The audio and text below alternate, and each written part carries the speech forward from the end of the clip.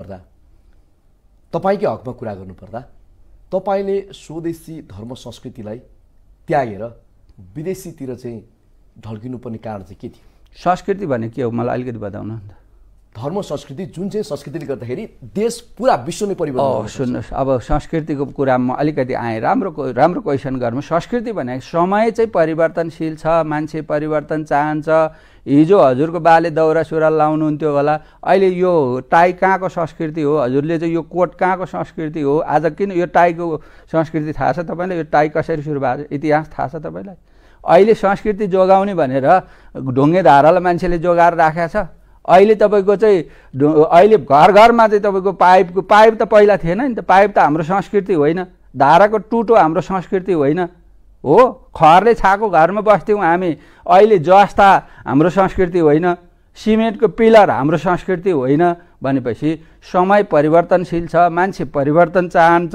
त्यसले गर्दाखेरि यो जमानाले के हुँदै आएको परिमार्जित कुराहरू हुन्। त्यसलाई आएर क्रिस्चियनको टाउकामा दोष लाउने काम गर्नु हुँदैन। हाम्रो दशैं तिहार जस्ता चाडपर्व सुन्नु न, त्यो एउटा सद्भावको हामीले चाहिँ क्रिस्चियनहरूले चाहिँ के गर्छौँ भन्दा त्यो सद्भावको पर्वको रूपमा हामीले लिन्छौँ। किन भन्दा विभिन्न दशैं तिहारहरूमा हाम्रा छिमेकी मित्र नाता गोताले हामीलाई बोलाउनुहुन्छ, हामी पूजा नगरेको चिजहरू खान्छौँ।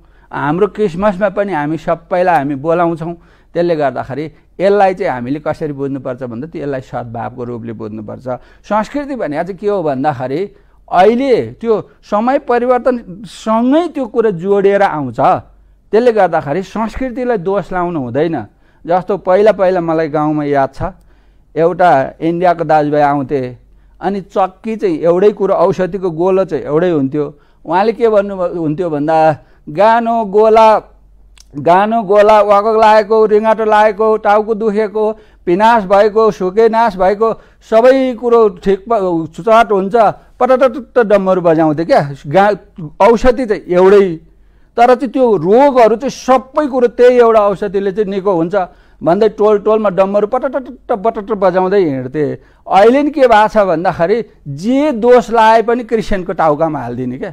संविधान बनाए पनि क्रिस्चियनको टाउकामा हालिदिने, अनि कुनै पनि तपाईँको चाहिँ संस्कृतिको कुरा पनि टाउकोमा हालिदिने, अनि गर्ने चाहिँ सबै। अहिले कतिजनाको चाहिँ परिवारमा दौरा सुरुवाल लाएर टोपी लाएर हिँड्छन्, कतिजनाको परिवारमा चाहिँ साडी र फरिया चोलो लाएर हिँड्छन्। कहाँको संस्कृतिमा हामी सबैजना छौँ? यो क्रिस्चियनलाई दोष लाउने, क्रिस्चियनलाई तपाईँको चाहिँ यो के अरे गाउँतिर उखान भन्छ नि, दाजुलाई सक्दिनँ भाउजूलाई बाँकी राख्दिनँ भने जस्तो क्रिस्चियनलाई त्यसो गर्नु हुँदैन। यो दोष जति क्रिस्चियनको होइन, यो समयसँगै आएको कुरा हो। त्यसले गर्दाखेरि हामी सबैले के चाहिँ गर्नुपर्छ भन्दाखेरि यो अहिलेको परिवर्तनशील जमानामा के गर्नुपर्छ, परिवर्तनशील विचारहरू पनि परिवर्तन हुनुपर्छ। सोच चाहिँ पुरानो परिवर्तन गर्न सकिँदैन होइन, सोच चाहिँ सुन्नु परिवर्तन होला, सोच परिवर्तन रूपमा सबै कुरा चाहिँ परिवर्तन हो होइन, त्यो अटोमेटिक हुन्छ।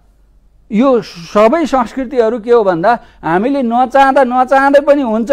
अहिले तपाईँको घरमा जस्तो म हिन्दू धार्मिक दाजुभाइकै कुरा गर्न चाहन्छु, त्यो घरमा जुन चाहिँ पहिला गोबर र माटोले पोत्ने अहिले ढलान भएपछि त्यहाँ पोत्छन्, अहिले रङ लगाएको देखाएको छु कि मैले, त्यस्तै खालको रङ लगाएको देखाएको छु। यो त आम नागरिक सुविधा खोजेका हुन् सर। हो, मैले त्यही कुरो जोड्न खोजेँ। अनि क्रिस्चियनले कहाँनिर संस्कृति बिगारे त भन्नुहोस् त? क्रिस्चियनले त झन् त के गरेछ भन्दा यो देशको सद्भाव संस्कृतिको लागि त क्रिस्चियनहरू त अत्यन्तै गम्भीर छन्, जिम्मेवार छन् र क्रिस्चियनहरू त सचेत छन्। लाग्नुभयो मेरो त इतिहास, म त लगभग 43 सालदेखि नै, म त 29 सालको मान्छे, 43 सालदेखि नै मैले प्रभुलाई पाएँ। मेरो आमाले 42-41 सालदेखि नै मेरो आमा प्रभुलाई पाउनुभयो, क्रिस्चियन हुनुहुन्थ्यो।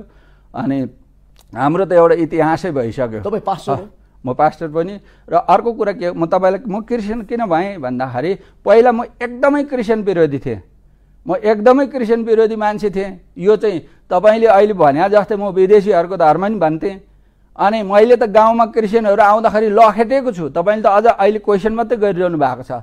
पछि मेरो आमालाई क्यान्सर रोग भयो, हस्पिटलमा उपचार गराउनु लग्यो, डाक्टरले चाहिँ एक दिन मृत्युको घोषणा गरिदिनु भयो र हामी त्यहाँ रोएर बसेको अवस्था थियो। र धेरैजना चाहिँ त्यतिखेर चर्चबाट प्रार्थना गर्ने मान्छेहरू आए र प्रार्थना गरे चाहिँ तपाईँहरू विश्वास गर्नुहुन्छ भने तिम्रो आमा निको हुन्छ भन्नुभयो। हामीले लगेर फाल्न आँटे आमालाई किन चाहिँ प्रार्थना गर्न नदिने भनेर दियौँ। प्रार्थना गरेर करिब 4 घन्टा प्रार्थना गरेपछि मेरो आमा फेरि बाँच्नुभयो।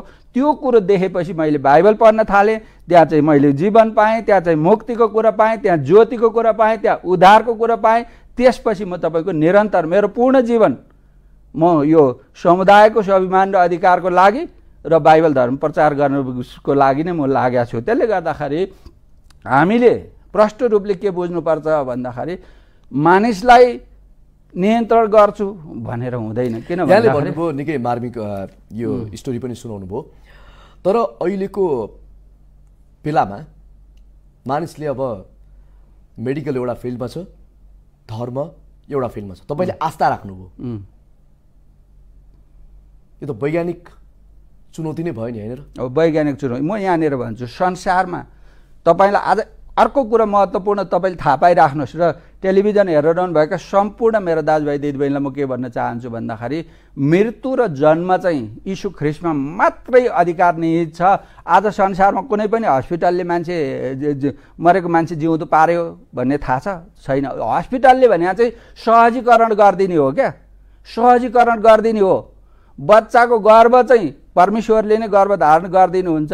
डक्टरको काम चाहिँ के हो भन्दा अलि बच्चा कोल्टेछ, अलि सोझ्याउ, भिटामिन खाऊ, अलि बलियो हुन्छ भनेर सहजीकरण गरिदिने हो। आज संसारकै हस्पिटलले जीवन दिन सक्दैन, जीवन चाहिँ यीशु ख्रिस्टले दिने हो।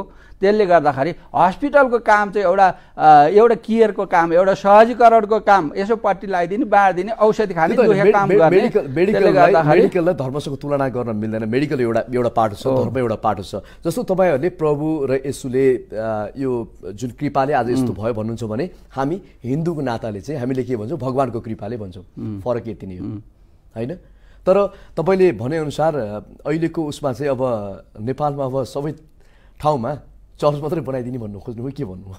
होइन, यो कुरा के छ भन्दा सबैले बुझेर म फेरि तपाईँको प्रश्नलाई म एकदम गम्भीर भएर के उत्तर दिन चाहन्छु भन्दाखेरि म सम्पूर्ण नेपाली दाजुभाइ दिदीबहिनीहरूलाई कसैको करकापमा, पैसामा, लोभमा तपाईँहरू चाहिँ नलाग्नुहोस्। बाइबल पढेर बुझेर यीशु ख्रिस्टको वास्तविक जन्म किन भएको, त्यहाँ प्रभुलाई ग्रहण गर्दाखेरि के हुन्छ, प्रभुको आश्चर्य काम के हो, त्यो बुझेर लाग्नुहोस्। त्यसरी लाग्नको लागि चाहिँ सबै नेपालीलाई वेलकम छ।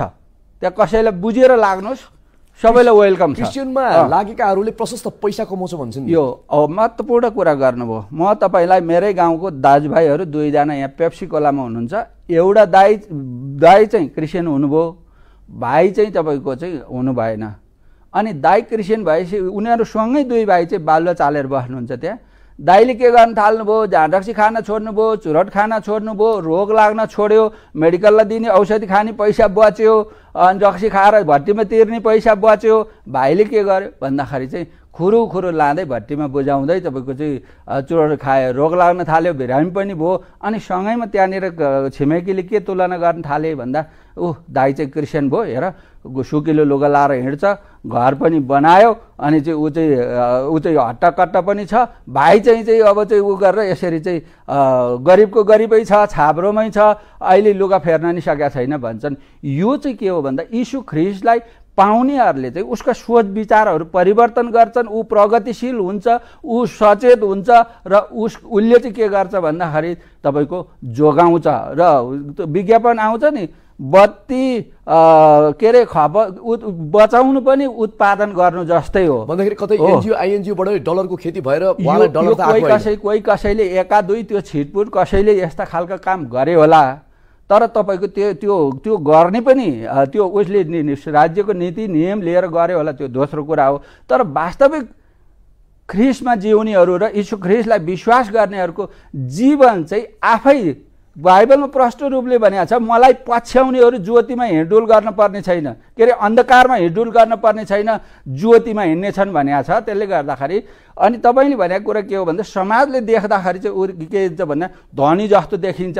अहिले मलाई हेर्नुभयो भने दुनियाँले भन्छन् म कोट लाएर हिँड्छु, गाडी चढेर हिँड्छु, होइन, हेर्दाखेरि महासङ्घको अध्यक्ष यसले त गमगमै ल्यायो होला, भन्ठान्छन्। तर तपाईँले मेरो खाता हेर्नुभयो भने मलाई एकजना मानिसले $100 दिएको थियो नेपाल आउँदाखेरि चाहिँ एउटा प्रेम भेटी भनेर। मैले कुनै पनि तपाईँको चाहिँ मैले पैसा लिएर उ गर्दिनँ। म आफू परिश्रम गर्छु, म काम गर्छु, अनि त्यसपछि म चाहिँ बिस्तारै बिस्तारै सुरक्षित अवतरणको लागि यहाँ पनि विदेशतिर लाग्नु होला नि त। अब किन जान्छु त्यसरी म विदेश सुन्नु न, विदेश जानको लागि मलाई तपाईँको चाहिँ यो छ, म नेपाली, म बाँचुन्जेल मात्रै होइन, मेरो पुस्ताले पनि गर्छ र नेपाली क्रिस्चियन समुदायलाई म स्वाभिमान बनाउँछु, नीतिगत व्यवस्था गराएर छोड्छु। र अहिले सबै क्रिस्चियनलाई लागेको आरोप, एक दिन सबै क्रिस्चियन भनेको स्वाभिमान हुन्, यसरी ख्रिस्टमा लाग्नेहरूको जीवनमा सुन्दरता छ भन्ने कुरा यो देशलाई प्रमाणित गराएर छोड्छु। म कुनै पनि विदेशमा घुम्न जाउँला, तर चाहिँ म बस्ने गरी जान्न।